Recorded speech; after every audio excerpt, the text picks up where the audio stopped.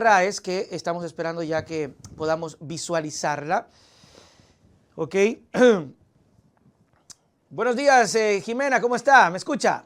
Buenos días, Nelson. Buenos días a todos. Muchísimas gracias. Qué Sí, bien, ahí te está con escucho claro. nosotros, mis queridos amigos, ya en vivo y en directo, Jimena Ron Herráez, abogada constitucionalista. Qué gusto tenerla, Jimena, aquí con nosotros. Realmente espero que no sea la primera ni la última, porque hace falta también tener voces femeninas hablando de estas cosas importantes. Yo le digo a la producción, por favor, búsqueme, o sea, no puede ser, solo varón, varón, no puede ser, no puede ser. ¿Sí o no, Jimena? Seguro que sí, sí, las mujeres son importantes en todos los ámbitos y de hecho la red de mujeres constitucionalistas, que es la red a la que pertenezco, procura eso, traer las voces femeninas a estos contextos en el que generalmente no hablamos mucho, ¿no? Ah, no me ha dicho nada, Jimena. Entonces, por favor, producción, tenga contacto para ir teniendo más acercamiento con la organización y de pronto vienen más y otras representantes. Jimena, Segurísimo. a ver, hablemos de todo lo que está pasando en la Asamblea Nacional ahora mismo, ¿no? Esta situación que ocurre. Yo sí quisiera tener una lectura de parte suya sobre lo que ha ocurrido en estas últimas horas, hablando de estas denuncias que ingresan para la señora Yori.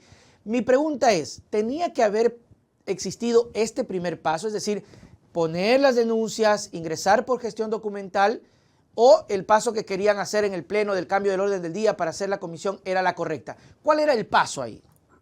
Bueno, hay un procedimiento claramente establecido en la Ley Orgánica de la Función Legislativa, Nelson, y es un procedimiento para destitución de autoridades, Ok. entre las que se incluye a la presidenta de la Asamblea Nacional.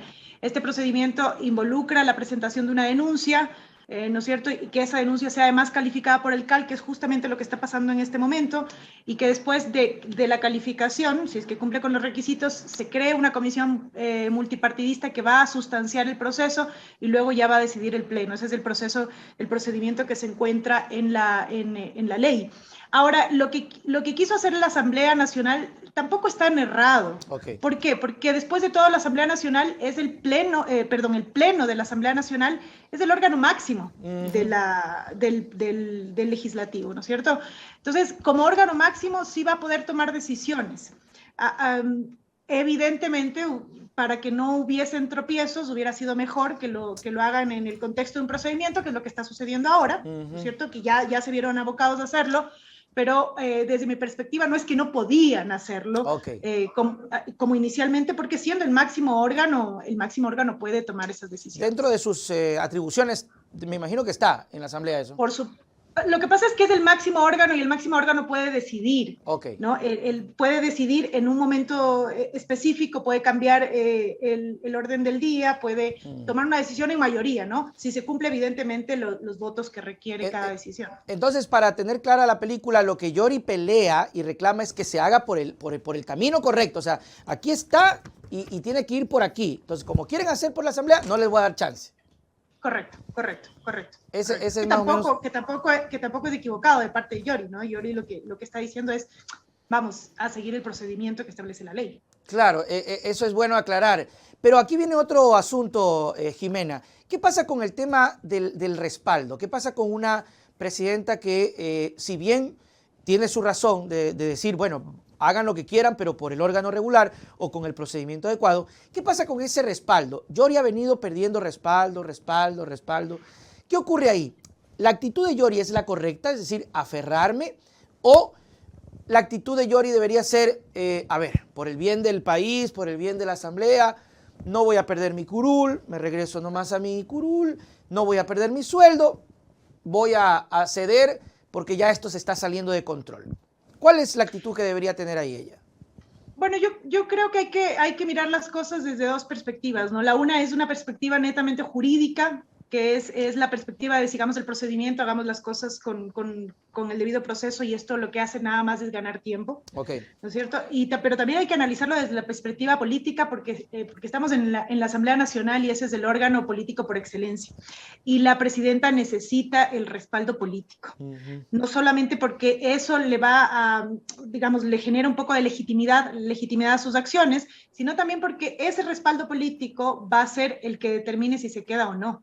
Porque al fin y al cabo la decisión de si se queda o no se queda como presidenta, corresponde al Pleno en votación. Entonces, ¿va a tener los votos para quedarse o para irse? Esa sería como la pregunta que ella tendría que hacerse. Yo sí creo que el respaldo político es sumamente importante en un cargo de esa trascendencia, y yo creo que Yori ya lo tiene perdido. Claro, es lo que se ve, lo que se dice, se ha perdido ese apoyo, pero hay quienes sostienen que de pronto hay todavía una fuerza política que la sostiene, que la quiere todavía tener ahí a Yori.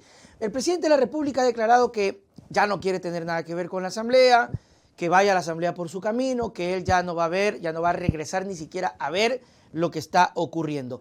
¿Puede realmente el presidente desligarse totalmente, aun cuando Yori fue designada por el pacto o por el acuerdo, como quieran decirlo, del gobierno, de la bancada de gobierno, que incluso Yori agradeció incluso al presidente por esa oportunidad, ¿no?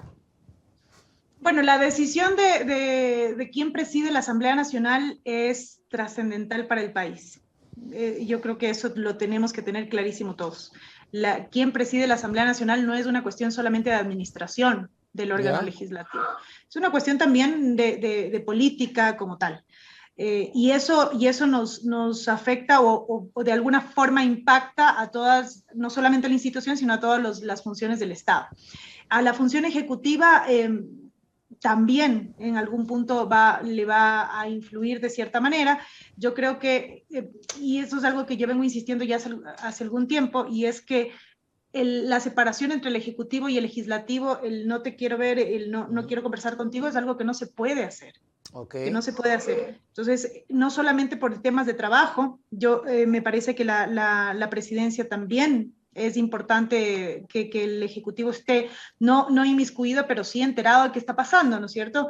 Pero también el trabajo que va a realizar el Ejecutivo y el Legislativo tiene que ser un trabajo armónico, no puede ser un trabajo que se rompa totalmente, ¿no? No digo sin tensiones, porque tensiones siempre hay, claro, pero no que se rompa de forma absoluta.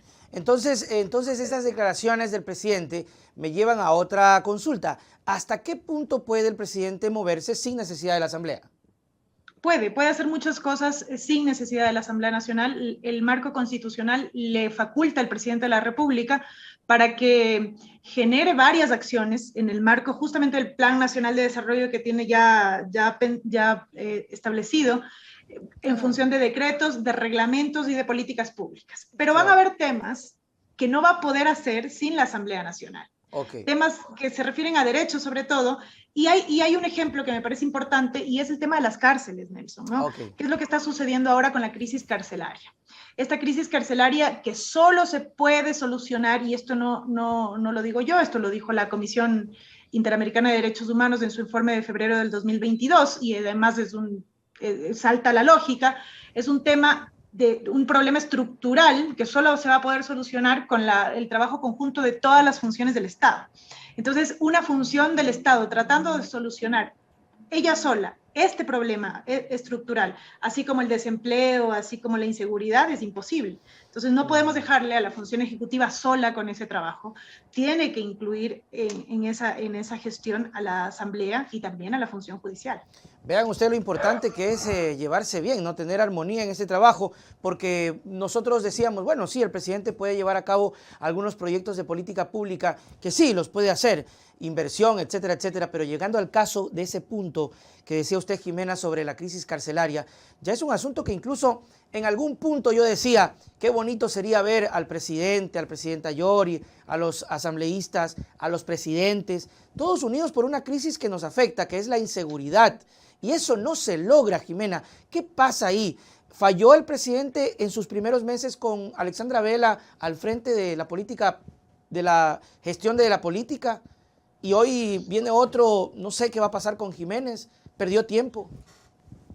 A ver, el escenario era complicado desde el inicio, ¿no? Era un escenario en el que desde que elegimos al presidente y a la asamblea, todos sabíamos que iba a haber una tensión ahí, ¿no es cierto? Porque pertenecían a fuerzas distintas y en la Asamblea Nacional iba a haber un bloque mayoritario de oposición. Entonces, yo creo que nadie se hizo la idea y por nadie, incluyo ahí también al Ejecutivo, de que iba a haber una relación romántica entre la Asamblea Nacional y el Ejecutivo. Eso era imposible.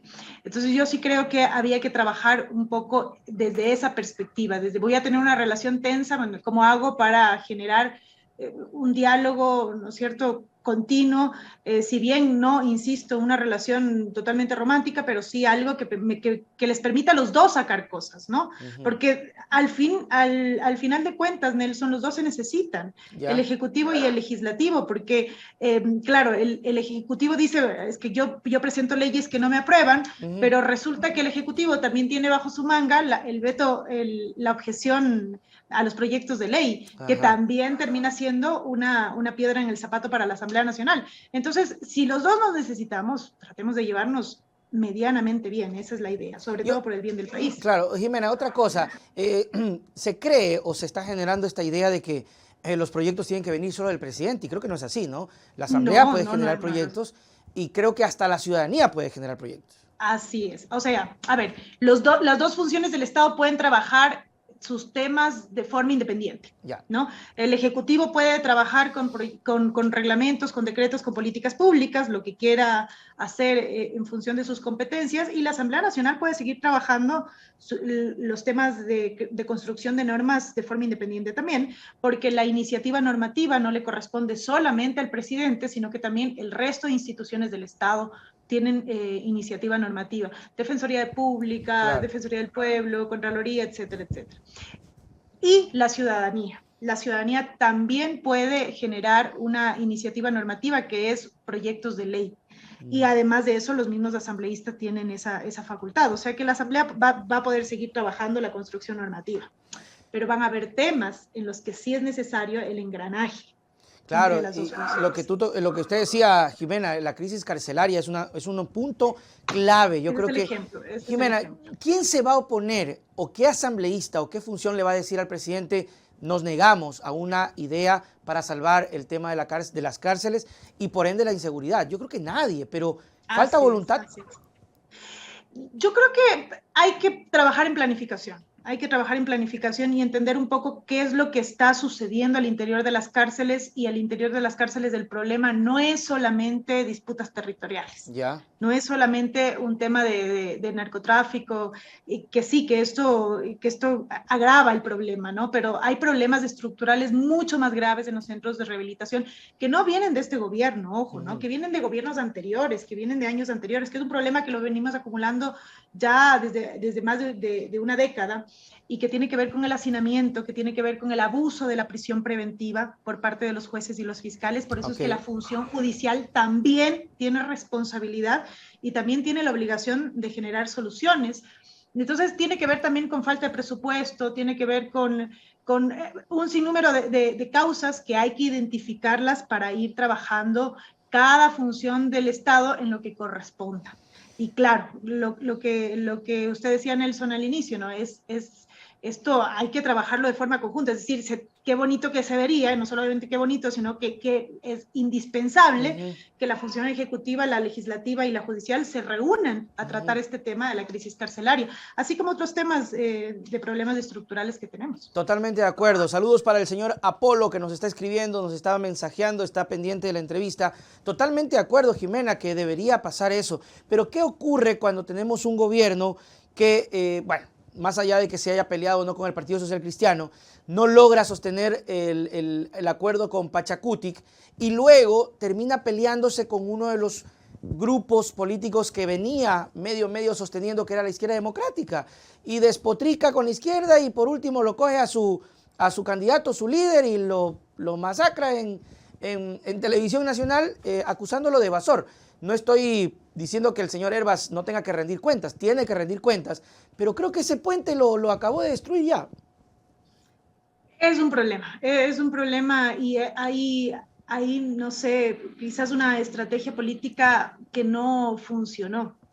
Sin embargo, yo creo que el cambio, no, la división primero del Ministerio del Interior y el Ministerio de la Política es un buen paso. Sí, Es un buen paso tenía que para haberse solucionar dado las hace cosas. tiempo, pero bueno. Por supuesto, porque son dos problemas distintos y enormes que tiene el Estado, ¿no? ¿Cómo soluciona el tema de la seguridad, que ya para nosotros es algo que se está saliendo de control, y luego el tema de la política, que es un tema que si bien no le interesa a la sociedad tanto, pero es un problema que termina siendo importante también para la gobernabilidad. Entonces, esta división yo creo que es un muy buen paso que hace el Ejecutivo, y luego el nombrar dentro del Ministerio de la Política a Francisco Jiménez, que fue legislador, ¿no es cierto? También yo creo que es una muy buena decisión, porque es alguien que estuvo dentro de la Asamblea Nacional, que sabe cómo se manejan las cosas dentro, que sabe los problemas de la legislatura, que a veces no es falta de voluntad política solamente el que las cosas no salgan. Entonces yo creería que eso podría solucionar y aliviar un poco las tensiones, pero hay que trabajar en una reestructuración de la estrategia política. La estrategia puede ser también, Jimena, comunicacional. ¿En qué sentido? Por ejemplo, el presidente declara en un momento, ya no quiero saber nada de la Asamblea, voy a trabajar por decreto. Y luego, ¡pac!, lo ponen a Jiménez para subsanar, y que Jiménez ha tenido buena recepción, incluso de parte de UNES, que es, obviamente, pues son antagonistas. UNES ha dicho, bueno, Jiménez, sí, bueno, vamos a conversar. Pero ¿cómo hacemos con estas dos contradicciones? ¿No? El presidente, no quiero nada, y luego lo pone a Jiménez. Es como que me pongo bravo, pero sí quiero. Me pongo bravo, pero sí quiero. Entonces, ¿cómo hacer ahí? Sí, es un problema yo creería que de estrategia política, y entre ellas el tema de la comunicación política también, que es importante, que es el mensaje que le estamos dando a la sociedad en el fondo, ¿no? ¿Qué le estamos diciendo a la sociedad y a los actores políticos? ¿Qué les estamos diciendo de la intención que tenemos de generar un diálogo o no? Eso hay que replantearlo dentro del Ejecutivo. Yo insisto, Nelson, no todo está perdido, ¿no? Hay muchas voces que por ahí dicen, por supuesto, que por ahí dígame dicen, cómo se podría. vamos a la muerte cruzada, vamos a la consulta popular. No, yo creo que todavía hay posibilidades de solucionarlo vía diálogo, siempre y cuando se modifique un poco, ¿no? Esta estructura, digamos, estrategia política y la comunicación política que se está manejando, y funcione el puente que se intenta armar con el ministro de la Política. Si es que eso da buenos resultados, todavía podemos generar diálogo sin llegar a la muerte cruzada. Bueno, esperemos que sea así realmente, ¿no? Esperemos que dé resultados, que las conversaciones tengan los resultados, y que estas líneas rojas empiecen a tratarse, porque al final del camino siempre termina siendo como, no quiero ceder, esto no, entonces no, yo tampoco, entonces al relajo, ya vámonos, y no se avanza, ¿no? Ahí así viene el gran problema de, incluso hasta podríamos compararlo de una relación amorosa. O sea, ¿quién da el primer paso? ¿Quién acepta el error? ¿Quién cede, Jimena? No, eso es sumamente importante, que las dos funciones del Estado, por lo menos las dos que están en este momento en esta tensión que nos tiene un poco parados, no solamente en temas de inversión, por ejemplo, que es lo que quiere trabajar el Ejecutivo, sino en los mismos temas de normativa del Legislativo, ¿no? Llevan algunas sesiones suspendidas con todo esto del tema de Yori. Entonces, estamos parados en este punto de la tensión. Hay que solucionarlo con un diálogo en el que se ceda, claro, y en el que se haga un mea culpa, ¿no? Yo creo que las dos instituciones, las dos funciones, tienen que reconocer que quizás no han dado todo de sí para generar este diálogo, y luego sí generar sesiones también, ceder un poco a esas posiciones que parecen irreconciliables, pero que en el fondo no lo son. No, claro, en política todo puede darse. O sea, en política vemos a PSC con UNES agarrado de la mano y mañana ya se están peleando. Jimena, ¿se soluciona todo con Yori afuera? No todo, pero son pasos importantes, ¿no? Sí, y no digo que haya que sacarla, pero si el problema puede ser un tema de presidencia, el ceder eso sería importante. Si es que el presidente ya hizo lo propio también con el tema del ministro del Interior. Habría que establecer cuáles son las mejores opciones, y sí, habría que hacer sesiones de parte de ambos lados para que el diálogo fluya. Claro, eso es lo que todos queremos, mi querida amiga. Usted decía sobre la prisión preventiva, ese abuso que generalmente se estaba dando, y eso es importante tocarlo. Yo recuerdo un comunicado que recomendaban precisamente tocar este tema.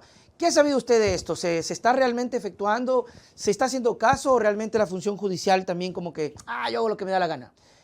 Aparte de esto, hay también una crítica acerca de la presión social, ¿no? Esta presión social y de la opinión pública que le dice al juez, al fiscal, a todos los que conforman, no, mételo preso, y si sale preso te caemos encima. ¿Cómo se juega ahí? Bueno, es un trabajo mancomunado nuevamente, Nelson, porque el tema de la prisión preventiva tiene que ver con el trabajo que hace la función judicial, tanto los jueces como los fiscales, de cualquier delito, prisión. Yo he sido abogada litigante también y soy testigo de que, en efecto, en los delitos, para cualquier delito, la solución es la prisión preventiva, y no lo es. Hay delitos menores en los que la prisión preventiva no es necesaria, ¿no? O delitos económicos, por ejemplo, en la prisión preventiva no es necesaria, como la estafa, por ponerle un ejemplo, ¿no? No digo que no sea reprochable, cuestionable socialmente un delito de estafa, por supuesto que lo es, pero ¿por qué vamos a tener a una persona así encerrada? Mientras se desarrolla el juicio, ¿no? Exacto, no, e incluso con sentencia condenatoria, ¿no? O sea, se podría, yo me refiero a que podríamos trabajar, y eso es algo que también tiene que ver con normativa, y tiene que ver con política pública, en el que se puedan trabajar penas alternativas a la prisión preventiva, ¿no? ¿Sabe qué, Jimena? Yo estoy de acuerdo con usted. ¿Sabe por qué? Porque es verdad. A ver, pongamos el escenario así. Hay un estafador, que es un tipo que es reprochable. O sea, no podemos ponernos del lado del estafador porque hay alguien que está del otro lado diciendo, desgraciado, maldito, me robaste la plata. Pero ¿qué sacamos poniendo a este individuo estafador en la cárcel cuando a lo que más le va a doler es que le cobren, recuperar la plata, o por último que le quiten un empleo, ¿verdad? O que lo manden a hacer trabajo comunitario? O sea, más le va a doler eso que meterlo en la cárcel donde lo van a hacer picadillo. Correcto. Entonces hay formas de buscar entre las tres funciones, entre quien sanciona, que es la función judicial, entre quien crea la norma y quien crea la política pública también para esto, ¿no? Y de hecho hay una política pública que sacó justamente el presidente Lasso ahora en febrero, en el que se plantea un poco esta reestructuración del tema no de las penas, pero sí de generar dentro de las cárceles también educación, trabajo, y un poco que esa sería la idea. No digo que esta es la solución porque yo no la tengo, pero la idea sería un poco trabajar el tema de reducir la prisión preventiva para bajar el hacinamiento, porque tenemos cárceles en las que ya no entra absolutamente nadie, y claro, las personas que viven adentro viven en condiciones indignas totalmente, y luego a las personas que están adentro también trabajar un proceso de verdadera rehabilitación, que eso es algo que tampoco hacemos, los guardamos y ahí olvidados por la sociedad y por el Estado también. Entonces es un trabajo bien complejo, Nelson, pero que hay que hacerlo rápido, porque luego se convierte en esto que la Corte Constitucional colombiana llamó cosas de un Estado inconstitucional, digamos. Son cosas que ya salen fuera del control del Estado totalmente. Y ese en Colombia fue el tema justamente de las cárceles. Terrible. Jimena, muchísimas gracias por habernos acompañado en este espacio. Creo que es importante siempre tener diversas voces, criterios. Una aclaración para que la audiencia no se vaya a quedar con que, estos ya están defendiendo a los ladrones. La prisión preventiva se aplica a casos.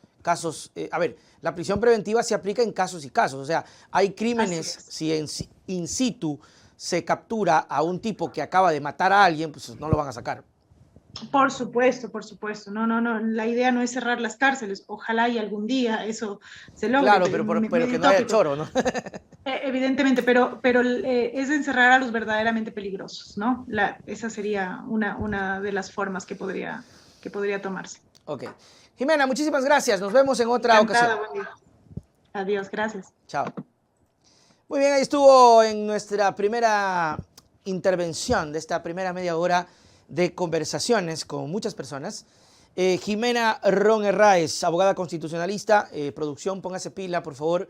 Jimena decía que hay una organización donde precisamente pues mujeres están teniendo esta organización para poder también ser representantes en estos espacios, que me parece muy adecuado, que creo que es necesario siempre mantener el equilibrio. Yo sé que la producción trabaja en eso, a veces se puede, a veces no, pero no es algo que nos quite o nos vaya a causar un problema, pero siempre procurando de que haya paridad, ¿no? O sea, a ver, analistas valiosos, varones y mujeres, ¿ok?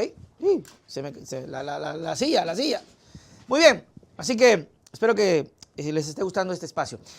Nos preparamos ya para nuestra segunda invitada. Déjeme, híjole, ya se empezó a mover la sillita. Saludamos a Mr. Apolo, a Miri Martínez, a Stephanie Chimbo, Juan Carlos Porra también, que nos está observando y viendo. No olviden de apoyar con el super chat. No olviden de también poner ese bonito like. Y si ve el noticiero en diferido, porque mucha gente lo ve en diferido, hay el botón gracias. Apoyará con el botón gracias. ¿Ok? Recordarles que hoy en la tarde no vamos a estar con el noticiero de la tarde por asuntos personales. Son trámites que lamentablemente ya se me cruzaron y ya se me hace imposible. Voy a venir corriendo de Guayaquil y me voy a accidentar y no está bien. Pero en la noche ya nos vemos. Ok, la siguiente invitada es la señora Katy Muñoz. Ella es madre de Lisette Vaquerizo, quien nos va a contar cómo va el proceso y todas estas penurias, argucias y rarezas que están viviendo ellos con el caso de su hija. Más adelante ya estará con nosotros, vamos a esperar solo un poquito. Creo que sería bueno, no creo que puse la claqueta, ¿no? Ahí está la portada, Ecuador sin justicia, Ecuador sin rumbo y sin ley. Hablábamos con nuestra primera invitada precisamente de estos problemas, de Jimena. Jimena desea apelar a que estas funciones se unan. Y hoy ya tenemos a la señora Katy lista en sala de espera, porque precisamente hablando de esta desorganización, tenemos un Ecuador en donde la justicia parece ser una cosa pues solo para el que puede, tiene o realmente una utopía total. Ok, vamos con nuestra segunda invitada del día de hoy para conversar de muchas situaciones. Ahí está, ya hemos habilitado, mis queridos amigos, el espacio para que nuestra invitada pueda acceder a la conversación del día de hoy. Señora Katy, buenos días, ¿me escucha? Sí. ¿Me escucha bien? Buenos días.